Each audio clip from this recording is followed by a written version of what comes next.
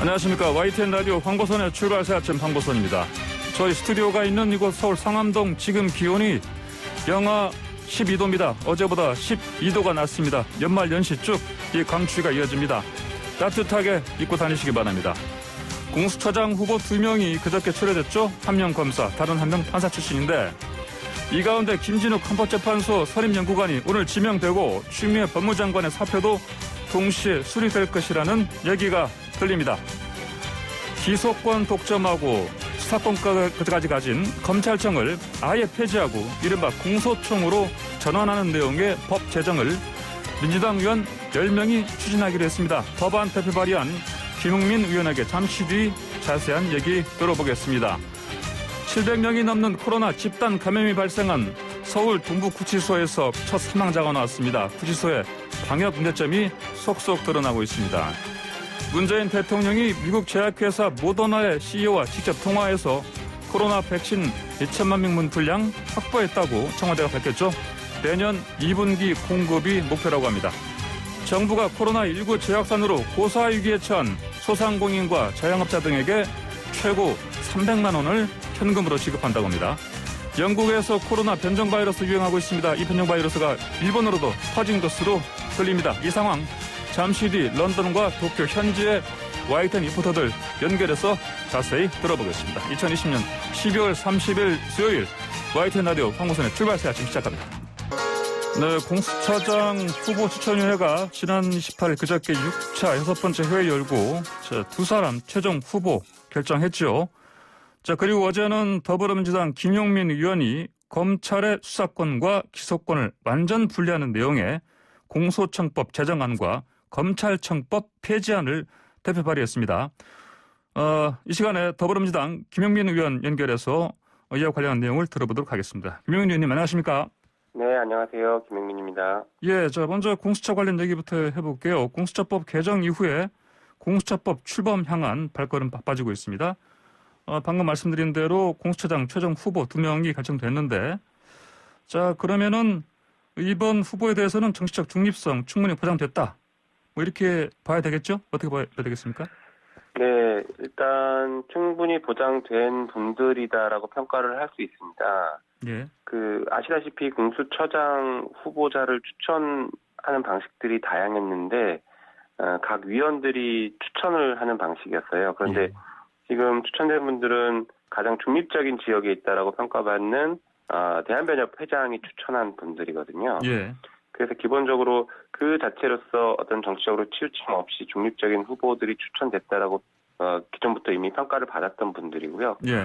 그런 분들이 최종 후보자로 추천이 돼서 그 정치적 중립성에 대한 어떤 논란은 크게 없을 거다라고 저는 생각합니다. 다만 좀 아쉬운 것은 공수처라는 것이 검찰 개혁의 상징이고 굉장히 중요한 대목이고 중요한 제도이고 또 한편으로는 검찰과 법원을 견제하고 검찰과 법원의 부패를 수사하고 기소까지 할 수 있는 기관이기 때문에 판사 출신, 검사 출신에 대해서 우리가 너무 그쪽 분들을 생각하고 있었던 게 아닐까라는 좀 아쉬움이 있습니다. 다시 말해 판사나 검사 출신이 아닌 분이 공수처장으로 가서 충분히 견제할 수 있게 했어야 되는 것 아닌가라는 아쉬움은 좀 있습니다. 예, 그렇군요. 그런데 예상하셨겠지만 국민의힘 쪽에서는 야당의 검증, 절차 박탈했다, 비트권도 뺏겼다. 그래서 효력 집행 정지 구하는 절차 밟겠다. 이런 식으로 좀 나서고 있습니다. 이게 법적으로 가능하다고 좀 보십니까?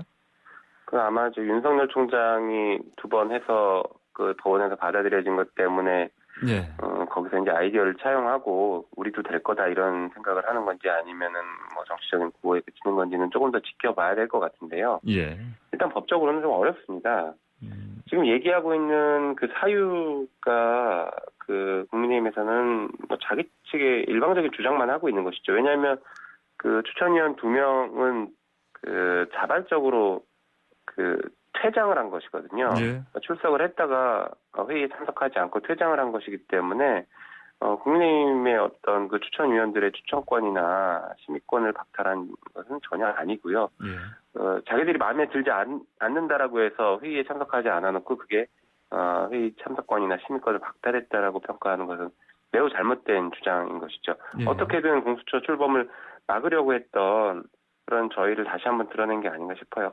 한편으로는 이게 행정소송을 통해서 결의 무효소송을 통해서 집행정지를 같이 진행하겠다라고 하고 있는 것 같은데 이것이 행정소송의 대상이 되지 않을 것으로 법적으로는 보입니다. 행정소송이라는 것은 행정청의 어떤 처분에 대해서 다투는 예. 것인데 네. 이게 처분의 성격을 갖는다고 보기도 좀 어렵습니다. 그래서 예. 행정소송의 대상이 되지 않아서 본안이 없으니까 당연히 예. 집행정지 신청도 법적으로는 불가능할 가능성이 높습니다. 예. 자, 그러면 이제 문재인 대통령이 이르면 두 후보 가운데 오늘 한 명 최종 지명한다 이런 보도가 나오고 있습니다. 그렇다면은 이제 아까 제가 말씀드린 대로 또 판사 출신인 그 김진욱 연구관 쪽으로 지금 마음을 정하셨다 대통령이 이런 얘기 나오고 있는데 네. 어떻게 보십니까? 오늘 지명되는 걸로 보십니까? 글쎄요, 그것은 가능할 것으로 보이고요. 예. 저도 제 개인적으로는 아마 김진욱 후보자를 최종 청장 후보자로 청장으로서 공소처장으로 낙점하지 않을까 이렇게 예상을 하고 있는데요. 예. 근데 문제는 그 야당이 이제 인사청문회 과정에서 제대로 협조를 할 것인가 아니면 또 네. 발목 잡기와 시간 끌기를 할 것인가가 좀 걱정이 됩니다. 예. 실제로 야당은 문재인 정부 들어서서 장관 후보자에 대해서 26번 정도 인사청문회가 있습니다. 단 한 번도 동의하지 않았거든요. 예. 그래서 이번 공수처장 역시 같은 방식으로 시간 끌기를 하거나 아니면 마지막에도 또 동의하지 않는 방식으로 해서 그렇게 일방적으로 처리했다. 또 이런 어떤 정치적인 공세를 할 가능성이 높습니다. 예. 오히려 이럴 때일수록 야당이 제일 중요시하고 강조하고 있는 것이 지금 정치적 중립성 얘기를 하는 것이거든요. 그거는 여당도 마찬가지로 굉장히 그 공수처에 요구하는 중요한 가치이기 때문에 그러면 그 인사청문회에서 적극적으로 그 정치적 중립성을 확보할 수 있는 분인지에 대한 검증을 철저하게 할 필요성이 있습니다. 그래서 네. 그 외부에서 자꾸 정치 공세하지 말고 네. 정해진 절차와 법적 절차에 들어와서 그 부분은 좀 충실하게 검증을 했으면 좋겠습니다. 예. 그렇다면은 이제 이런 인사청문회 과정 거쳐서 원래 공수처 출범 자체를 시점을 이제 원래는 올해 안으로 하려고 했지만 사실 시간은 지나가고 있고 그래서 내년 다음 달 1월 안으로는 출범 가능하다 이렇게 보십니까? 네, 저는 충분히 가능하다고 생각합니다. 예. 인사청문회를 통해서 시간 끌기를 야당이 할 가능성 아까 말씀드린 것처럼 여전히 있긴 한데요. 예. 그렇다고 하더라도 인사청문회법에 따르면은 20일 이내에 인사청문회에 대한 채택 보고서를 의결하도록 하고 있는데 예. 만약 그게 잘 안 될 경우에는 대통령이 10일 이내로 다시 날을 정해서 재요청을 할 수 있도록 하고 있거든요. 예. 그래서 그 재요청 기일이 지나면은 당연히 그냥 자동으로 임명할 수 있는 구조이기 때문에 30일 이내에 인사청문회를 아무리 시간 끌기를 야당이 한다고 하더라도 30일 이내에는 공수처장이 임명될 수 있는 구조입니다. 네. 따라서 1월 중으로는 공수처장이 임명이 되고 임명된 공수처장이 처장과 검사들을 구성하는 절차를 신속하게 밟으면 1월 중 출범도 가능할 것이고 늦어도 2월 초나 중순까지는 출범 충분히 가능하지 않을까 생각합니다. 네, 알겠습니다. 자, 이른바 이제 또 그 공수처 출범과 함께 이후에 또 검찰개혁 시즌 2다 이런 얘기를 하고 있습니다. 어제 김용현 의원께서는 다른 의원들과 함께 공소청법 제정안 그리고 검찰청법 폐지안 대표 발의하셨죠? 네, 맞습니다. 이 법안들 핵심 내용 좀 설명해 주십시오. 네, 아시다시피 검찰이 지금 가지고 있는 권한은 수사권과 기소권 그리고 기타 형 집행과 관련된 권한 그리고 영장 청구권 등등 굉장히 많은 권한을 가지고 있거든요. 예. 대한민국 검사들만 이렇게 전 세계 유례 없이 집중적인 권한을 가지고 있어요. 근데 가장 문제가 되는 건 수사권과 기소권을 같이 가지고 있는 게 검찰권 남용을 하기 쉬운 어떤 제도적인 모순점과 그런 구조적인 불편함들이 이제 갖춰져 있는 것입니다. 그러니까 수사를 한 기관과 공소제기를 하는 기관이 서로 분리가 되어 있어야 수사가 적정한지 아닌지를 객관적으로 다시 평가를 할 수 있는 것이거든요. 수사의 위법성과 수사의 그 정당함 이런 것들을 평가할 수 있는 기관이 그 공소 제기를 할 수 있는 별도의 기관이고 예. 대부분의 국가들은 이 기관들을 서로 좀 나눠놓고 있습니다. 예. 그래서 한 번 더 거르기 때문에 국민의 기본권이 그만큼 높게 보장되고 권력기관이 권한을 남용하기 어려운 구조로 되어 있는 것이죠. 근데 우리나라는 그렇지 않아서 오랫동안 논의되어 왔던 내용인데 검찰 개혁을 어떻게 할 것인가에 대해서 검찰 개혁의 가장 마지막 그 단계는 예. 검찰이 가지고 있는 수사권과 기소권을 완전 분리시키는 것이다. 그래서 검사는 네. 예. 원래 본연의 모습인 그 기소, 공소 제기를 하는 기관으로만 남아야 한다라는 게 오랫동안 논의되었던 내용입니다. 그래서 그 논의된 것을 바탕으로 공소청법이라는 것을 대표 발의를 했고 예. 그 내용의 핵심 내용은 수사권과 기소권을 완전히 분리시켜서 검사는 공소 제기만 하는 기관으로 만들어 놓는 것입니다. 예. 또 하나 특징적인 것은 지금은 검찰 구조가 대검찰청, 고등검찰청, 지방검찰청 세 단계로 나눠져 있는데 예. 사실 공소만 제기하는 기관이면 그렇게 굳이 나눌 필요가 없습니다. 그래서 지방공소청과 고등공소청 두 단계로만 나누고 예.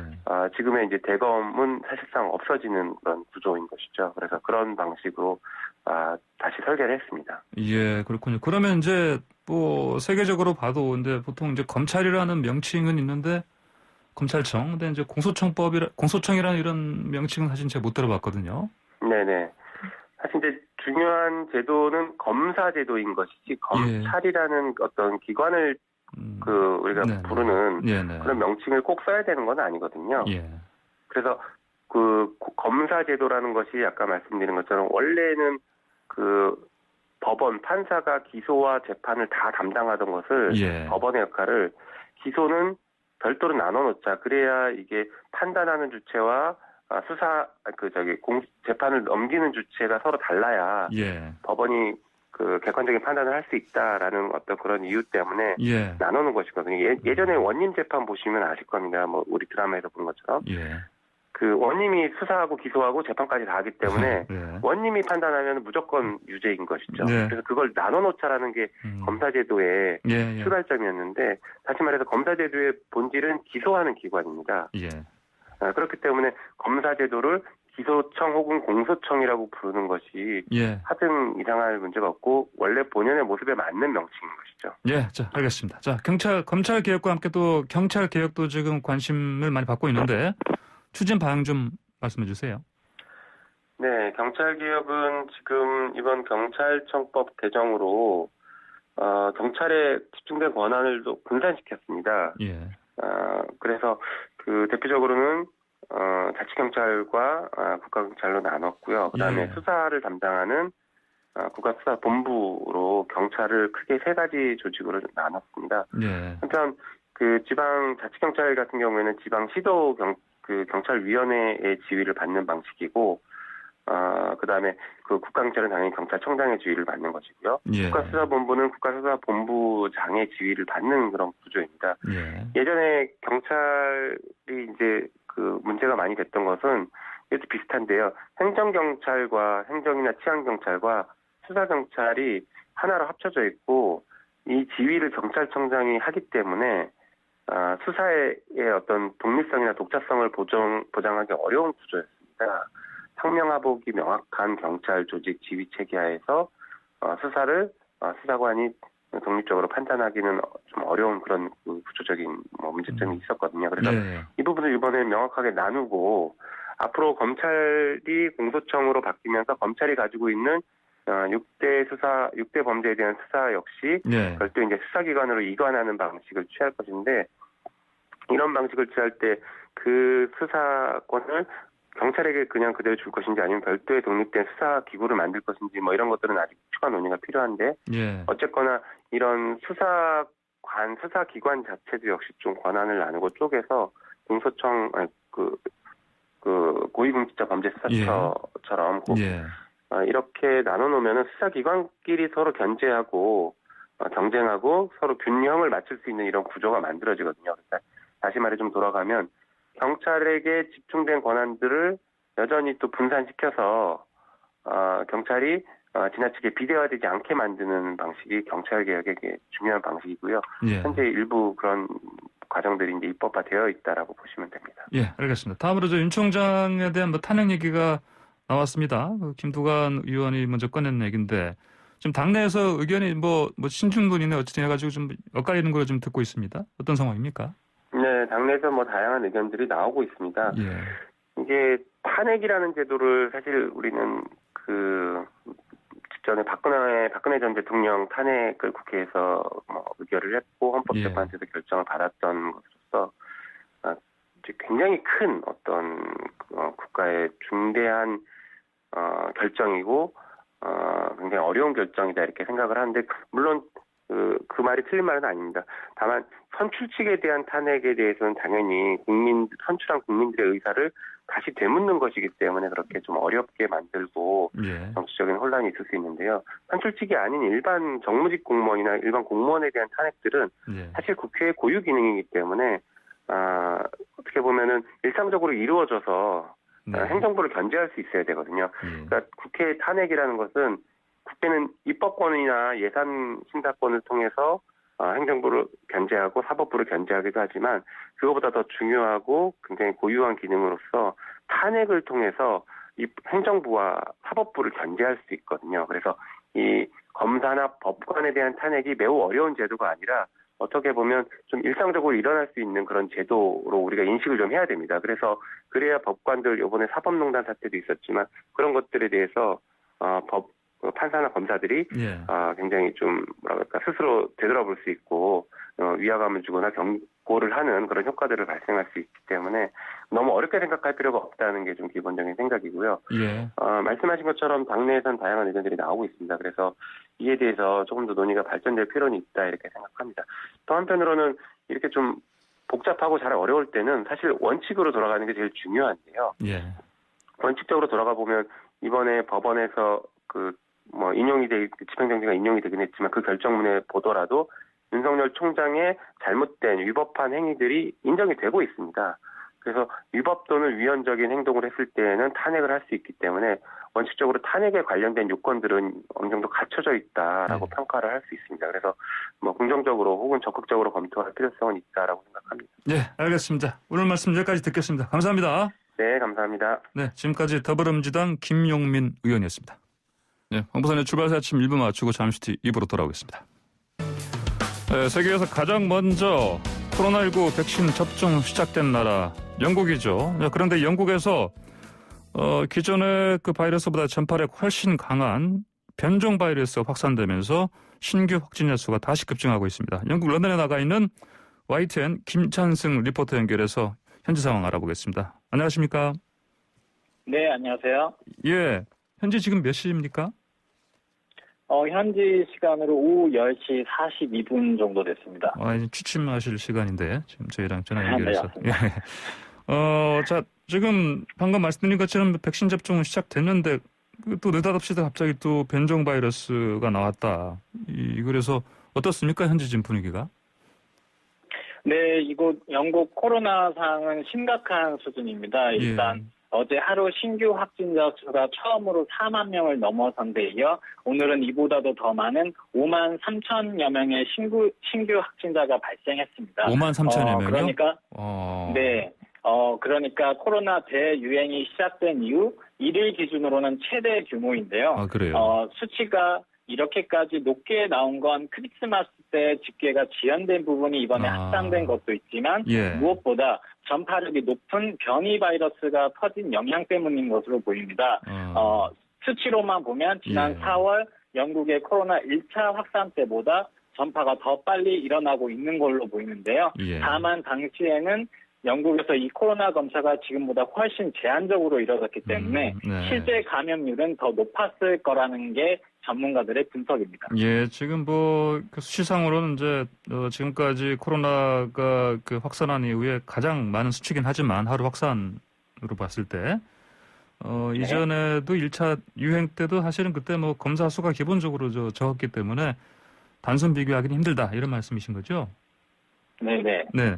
근데 지금 이렇게 그 변종 바이러스가 또 확산하면서 확진자가 늘어나면 당연히 또 사망자 수도 늘지 않겠습니까? 어떻습니까? 네네. 네, 지금 확진자 수가 5만 명을 넘긴 오늘 이제 400명이 조금 넘는 사망자가 발생했는데요. 예. 누적 수치로 보면 영국 전역에서 현재까지 7만 1,000명이 넘는 사람들이 코로나로 인한 사망자로 집계된 상황입니다. 예, 그렇군요. 자, 그러면 방금 말씀하신 것처럼 이 변종 바이러스 출현 때문에 그 확진자 수가 5만 명 넘게 늘어났고, 그다음에 사망자 수 늘어나고 있고, 근데 이제 네네. 이 변종 바이러스가 뭐 언제 어떻게 처음 이게 나타났습니까? 네, 일단 영국에서 진행된 조사를 보면 이 변이 바이러스가 처음 발견된 건 지난 9월 영국 잉글랜드 남동부 지역입니다. 하지만 약 2달 뒤인 11월에는 런던에서 발생한 확진자 가운데 4분의 1인 25%에서 이 새로운 변이 바이러스가 발견됐고요. 이번 달 12월 중순에는 이 수치가 60% 이상이 됐을 만큼 빠르게 퍼진 것으로 보입니다. 아, 그렇군요. 자, 말씀하신 것처럼 이 전파력이 왜 빠르다고 하는데 이 코로나19 바이러스 전파력이 지금 어느 정도 되길래 구체적으로 이렇습니까?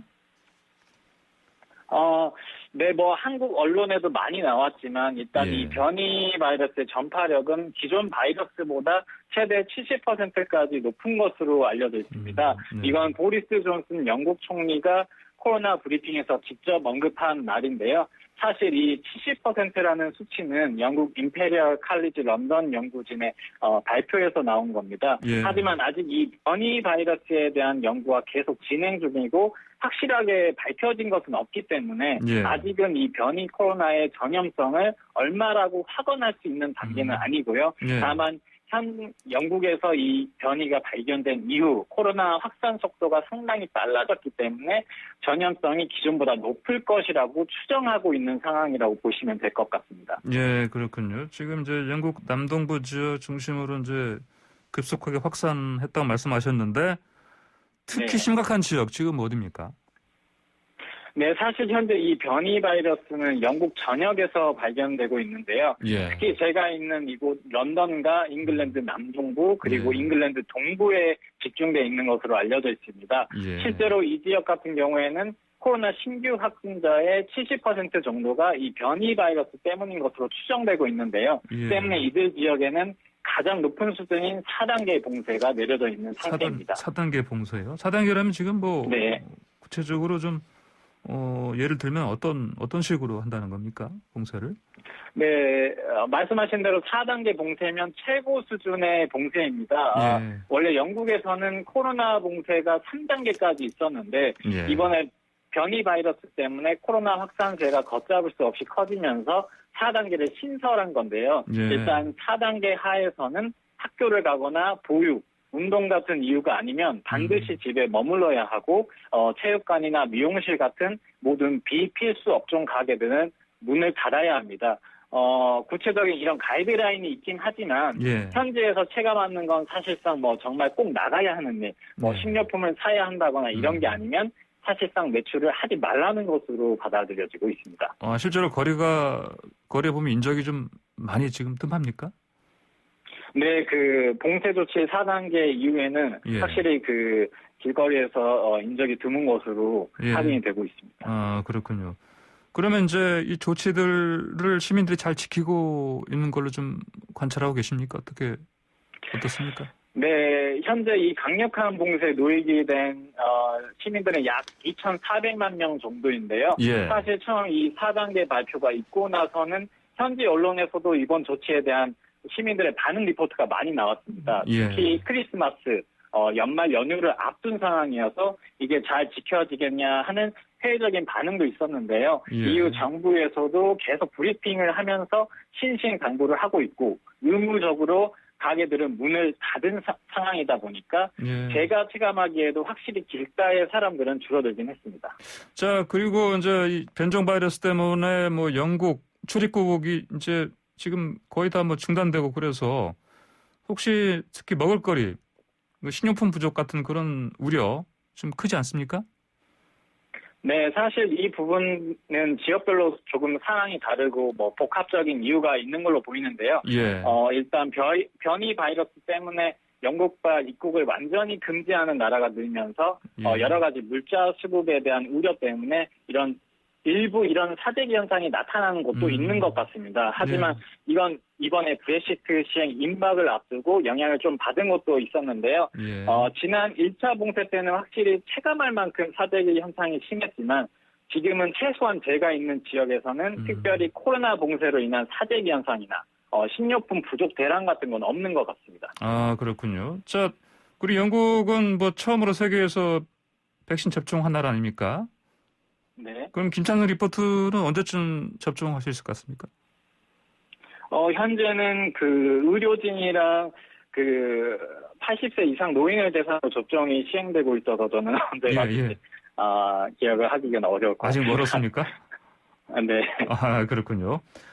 자, 그러면은 지금 이제 이렇게 접종 시작했지만 기본적으로 일단 의료진 먼저 당장 필요한 사람들 고령자부터 한다고 하니까 일반 시민들한테까지 뭐 접종 어떤 기회가 오는 시간은 좀 아직은 일은 당장 다음 달 안에 할 수 있다 이런 식으로 확실히 말할 수 있는 상황 아니네요 보니까 그렇죠? 네, 그렇습니다. 예. 그러면은 이제 아까 말씀하신 것처럼 접종 시작했지만 그 속도도 사실은 기본적으로 한계가 있을 수밖에 없고 그다음에 변종 바이러스 때문에 환자 수가 급속히 늘어나는 상황이니까 의료진이 있지 않습니까? 현지 의료 상황. 네. NHS죠? 국민 서비스, 맞습니다. 보건 서비스 부담이 한계점에 이르다. 이런 얘기 들립니다. 네, 사실 이 부분이 가장 심각한 문제인데요. 현재 영국 내 코로나 입원 환자가 2만 명이 넘습니다. 이게 거의 1차 확산 정점대 수준인데요. 크리스마스 직후인 26일에만 런던 앰뷸런스 서비스가 평소 바빴던 때보다 40%가 넘는 콜을 받았을 만큼 코로나 환자들이 많이 몰리고 있습니다. 현지 보도를 보면 구급차가 환자를 싣고 병원에 도착을 했는데 내부에 병상이 부족해서 앰뷸런스 안에서 치료를 받은 사람도 있고요. 구급대원이 병원에 도착해서 환자를 병원 스태프에게 이송하기까지 6시간 가까이 대기해야 하는 상황까지 벌어졌습니다. 그런데 문제는 이게 내년 1, 2월에는 상황이 더 악화될 수 있다는 건데요. 특히 신규 확진자 수가 5만 명을 넘은 상황에서 이제 일주일 정도가 지나면 이들 환자들 가운데 또 상황이 나빠진 사례들이 발생할 수 있어서 병원에 더 큰 무리가 올 수 있다는 우려도 나오고 있습니다. 예, 알겠습니다. 오늘 말씀 여기까지 듣겠습니다. 건강 유의하시기 바랍니다. 네, 감사합니다. 네, 감사합니다. 지금까지 영국 런던 현재 나가 있는 YTN 김찬승 리포터였습니다. 네. 자, 출발새 아침, 이제 2분 맞춰 잠시 뒤 3부에서는요, 도쿄 일본 현지에도 이 코로나 바이러스 변이 바이러스가 퍼진 것으로 지금 보도가 되고 있는데 자세한 상황을 알아보겠습니다.